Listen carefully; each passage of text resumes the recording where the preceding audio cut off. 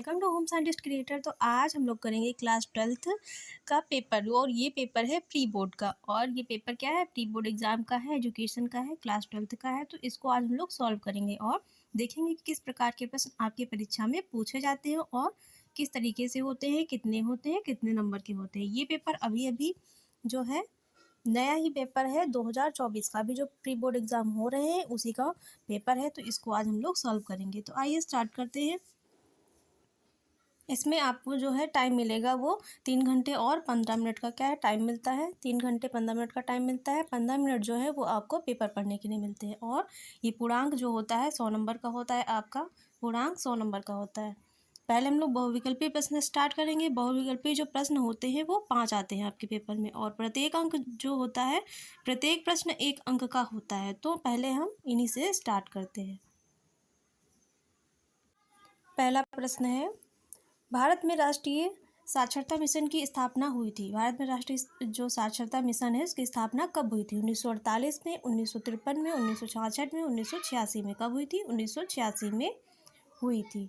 दूसरा है, भारत में पहला विश्वविद्यालय कहाँ पर खोला गया? तो कहाँ खोला गया था? कोलकाता, बनारस, आगरा, मुंबई। कहाँ पे? कोलकाता में खोला गया था। तीसरा है, विश्व पर्यावरण दिवस प्रतिवर्ष मनाया जाता है। कब मनाया जाता है? 26 जनवरी, 5 जून को, 5 जुलाई को, 5 सितंबर को। तो कब मनाया जाता है? 5 जून को मनाया जाता है।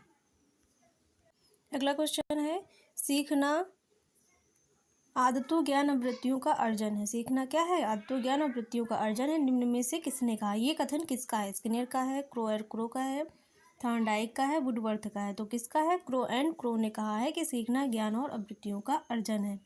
अगला क्वेश्चन है, यदि बालक की मानसिक आयु 15 वर्ष है, उसकी शारीरिक आयु 12 वर्ष है, तो उसकी बुद्धि क्या होगी? तो जो बालक की मानसिक आयु है और जो शारीरिक आयु है उसको किस प्रकार से रखेंगे? जो सूत्र होता है बुद्धि लब्धि का उसी के अनुसार रखेंगे। जो MA होता है मानसिक आयु वो ऊपर रखी जाएगी और अपॉन CA वास्तविक जो शारीरिक आयु है वो नीचे रखी जाएगी। उसके बाद इंटू 100 कर देंगे तो आपका आंसर आ जाएगा। तो कितनी होगी?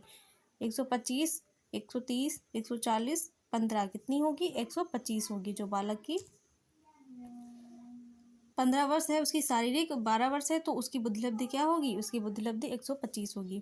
अब हम लोग करेंगे निश्चित उत्तरीय प्रश्न और प्रत्येक प्रश्न 1 अंक का है। तो पहला है, प्राचीन कालीन भारतीय शिक्षा प्रणाली किस नाम से विख्यात है? तो प्राचीन कालीन जो भारतीय शिक्षा प्रणाली है उसको वैदिक शिक्षा प्रणाली के नाम से भी जाना जाता है।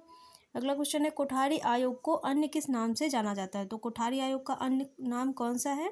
कोठारी आयोग को शिक्षा आयोग के नाम से भी जाना जाता है और इसका गठन 1964-66 में हुआ था। इसके अध्यक्ष डॉक्टर दौलत सिंह कोठारी थे। उन्हीं के नाम पे इस आयोग का नाम कोठारी आयोग पड़ा है।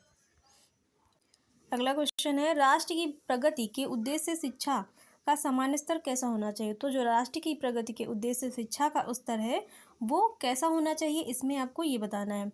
मैकडूगल ने कितनी मूल प्रवृत्तियां बताई हैं? तो मैकडूगल के द्वारा बताई गई मूल प्रवृत्ति की जो संख्या है वो आपको बतानी है और उनके नाम भी लिख सकते हैं। तो मैकडूगल ने कितनी बताई हैं? 14 मूल प्रवृत्तियां बताई हैं, जैसे कि भूख, अंतर्नोद और गुस्सा, क्रोध, ये सब क्या है? मूल प्रवृत्तियां हैं। तो इनको आपको लिखना है। व्यक्तित्व के मनोविश्लेषणात्मक सिद्धांत का प्रतिपादक कौन है? जो व्यक्तित्व का मनोविश्लेषणात्मक सिद्धांत है उसके प्रतिपादक कौन है? तो उसका प्रतिपादन सिगमंड फ्रायड ने किया था और उसके प्रतिपादक फ्रायड जो है वो माने जाते हैं। कौन? सिगमंड फ्रायड पूरा नाम है इनका। अति लघु उत्तरीय प्रश्न अब हम लोग देख लेते हैं। प्रत्येक प्रश्न 4 अंक का है और प्रत्येक प्रश्न 4 अंक का है। इसके पहले के जो प्रश्न हैं हम लोग कर चुके हैं। पहला है, भाषा एवं धर्म की शिक्षा के विषय में मालवीय जी के विचारों को व्यक्त कीजिए। जो भाषा और धर्म की शिक्षा के विषय में जो मदन मोहन मालवीय जी के विचार हैं, शैक्षिक विचार हैं, उनको आपको इसमें व्यक्त करना है, बताना है कि उनके विचार क्या थे और कैसे थे। पर्यावरणीय शिक्षा से क्या आशय है? तो जो पर्यावरण होता है उसके बारे में लिखना है। फिर पर्यावरणीय शिक्षा क्या है उसको आपको इसमें पूरा बताना है। अगला है, सामाजिक शिक्षा के किन्हीं 4 उद्देश्यों का उल्लेख कीजिए। जो सामाजिक शिक्षा है उसमें जो सामाजिक शिक्षा के 4 उद्देश्य दिए गए हैं उनमें से किन्हीं 4 उद्देश्यों का क्या करना है? आपको इसमें उल्लेख करना है। केवल 4 उद्देश्य पूछे गए तो 4 ही लिखने हैं। अगला क्वेश्चन है, दंड देते समय किन बातों का ध्यान रखना आवश्यक है? तो किसी बालक को दंड देते समय किन बातों का ध्यान रखना चाहिए और दंड देते समय ध्यान रखने योग्य बातें कौन कौन सी हैं जिनको ध्यान में रख के बालक को दंड देना चाहिए? वो सारी बातें आपको इसमें लिखनी है, कौन कौन सी बातें हैं। मानसिक अस्वस्थता से क्या आशय है? किसी बालक की जो मानसिक अस्वस्थता है वो क्या होती है और उस अगर बालक मानसिक अस्वस्थता से ग्रस्त है तो उसे किस प्रकार शिक्षित करना चाहिए, ये आपको इसमें लिखना है कि मानसिक अस्वस्थता क्या होती है। आकृति फलक परीक्षण को स्पष्ट कीजिए। आकृति फलक परीक्षण किससे आया है, तो ये आपके बुद्धि परीक्षण से आया है, और वो भी जो शाब्दिक और अशाब्दिक बुद्धि परीक्षण होता है उसमें से अशाब्दिक बुद्धि परीक्षण से है, जिसमें आपको जो अशिक्षित लोग होते हैं उनको आकृतियों के माध्यम से आकृतियों को दिखा के उनको फिर सेट करने के लिए दिया जाता है, जो अलग अलग भागों में विभक्त कर दी जाती है उनको एक जगह फिर से जोड़ के लगाने के लिए दिया जाता है। तो वो परीक्षण क्या होता है, आकृति फलक परीक्षण होता है, जिसमें बहुत सारी आकृतियों का प्रयोग किया जाता है। तो ये समझ में आ गया हो गया। अब अगला देखते हैं। अब हम लोग लघु उत्तरीय प्रश्न समझेंगे। तो लघु उत्तरीय प्रत्येक प्रश्न 6 अंक का है, तो इसको समझते हैं। पहला प्रश्न है, शिक्षा के पाठ्यक्रम के विषय में एनी बेसेंट के विचारों की विवेचना कीजिए। तो जो शिक्षा का पाठ्यक्रम है उसमें डॉक्टर एनी बेसेंट के जो विचार हैं, शैक्षिक विचार हैं, उनकी विवेचना करना है, उनको लिखना है इसमें। अगला है, पर्यावरणीय शिक्षा के महत्व का उल्लेख कीजिए। पर्यावरणीय शिक्षा क्या है और पर्यावरणीय शिक्षा का क्या महत्व है, इसमें इतना बताना है आपको। सीखने में प्रभाव के नियम को स्पष्ट कीजिए। तो सीखने का नियम क्या होता है, किसने दिया है, और सीखने के कितने नियम होते हैं, ये आपको लिखना है। उसके बाद उसमें से एक जो प्रभाव का नियम है उसको अच्छे तरीके से आपको इसमें उल्लेखित कर देना है। अगला क्वेश्चन है, दंड क्या है, शिक्षा में इसकी क्या उपयोगिता है। पहले लिखेंगे दंड क्या होता है, उसके बाद शिक्षा में दंड की उपयोगिता, ध्यान देने योग्य बातें, ये सब इसमें लिखनी है, तब जाके आपका जो आंसर है वो पूरा माना जाएगा। अगला है, बुद्धि अमूर्त चिंतन की योग्यता है, स्पष्ट कीजिए। तो बुद्धि पूछा गया है ना, पहले बताएंगे बुद्धि क्या होती है, उसके बाद बुद्धि की विशेषताएं, परिभाषाएं, उसके बाद बुद्धि जो है वो उसकी विशेषताएं हो गई, परिभाषाएं हो गई, फिर कितने प्रकार की होती है, ये सब आपको इसमें लिखना पड़ेगा। अगला है, व्यक्तित्व की मनोविश्लेषणात्मक विधि की व्याख्या कीजिए। तो व्यक्तित्व की जो मनोविश्लेषणात्मक विधि है वो किसने दी है और कौन सी होती है, किस प्रकार की है, वो सब आपको इसमें लिखना है। अगला क्वेश्चन है, अब हम लोग दीर्घ उत्तरीय प्रश्न करेंगे। प्रत्येक प्रश्न जो है वो 10 अंक का है। मध्यकालीन शिक्षा के गुण दोषों का सामान्य परिचय विवरण दीजिए। तो जो मध्यकालीन शिक्षा है वो क्या होती है, कौन से संस्कार होते हैं उसमें, ये पहले लिखना है। उसके बाद मध्यकालीन शिक्षा के गुण और दोष आपको बताने पड़ेंगे, तब जाके आपका जो विस्तृत उत्तरीय प्रश्न है वो पूर्ण माना जाएगा। अथवा ये नहीं करना है तो दूसरा कर सकते हैं, मानसिक स्वास्थ्य विज्ञान का अर्थ स्पष्ट कीजिए था उसके कार्यों का वर्णन कीजिए। मानसिक स्वास्थ्य विज्ञान क्या होता है ये बताना है, उसका अर्थ को स्पष्ट करना है, उसके बाद उसके कार्यों का वर्णन करना है। अगला क्वेश्चन है, महात्मा गांधी के शैक्षिक विचारों का वर्णन कीजिए। तो जो महात्मा गांधी उनकी जो शिक्षा से संबंधित शैक्षिक विचार थे, कौन सी शिक्षा योजना उन्होंने चलाई है और अपनी शिक्षा में उन्होंने कितने घंटे पढ़ने के लिए जो बताया है, ये सब आपको इसमें करना है।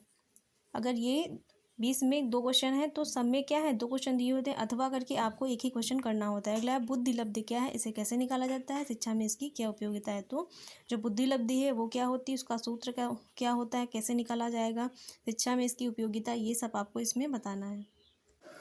अगला क्वेश्चन है, सामाजिकता के आधार पर व्यक्तित्व का वर्गीकरण कीजिए। तो जो सामाजिकता के आधार पर व्यक्तित्व का वर्गीकरण आपको इसमें करना है। पहले बताना है सामाजिकता क्या होती है, उसके बाद व्यक्तित्व क्या होता है, दोनों का फिर वर्गीकरण करना है। सामाजिकता और व्यक्तित्व को बताने के बाद दोनों का वर्गीकरण आपको करना है।